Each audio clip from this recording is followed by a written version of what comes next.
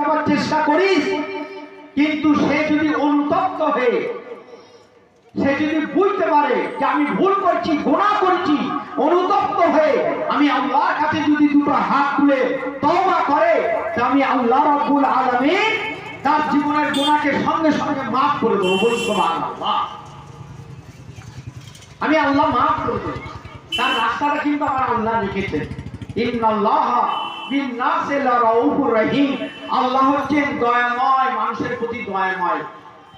এই দয়ার এইটাই হচ্ছে তার 1 নম্বর পয়েন্ট। কারণ অনেক মানুষ বুঝতে পারে আমার মওত আছে, একদিন আমার মওত হবে, আর মওত কখন হবে এটা আল্লাহ ছাড়াও কেউ জানে না। উঠতে গেলে লাঠি, তখন না নামাজ হবে খাঁটি, তখন তার ওঠার শক্তি নেই আর চলার শক্তি থাকবে না। লাঠি নিয়ে চলবে, লাঠি ছেড়ে দিবি ধুমড়ি খেয়ে পড়ে যাবে মাটিতে। খাড়া হয়ে দাঁড়িয়ে এবার মসজিদে যাবে, চেয়ার নিয়ে বসে নামাজ পড়বে।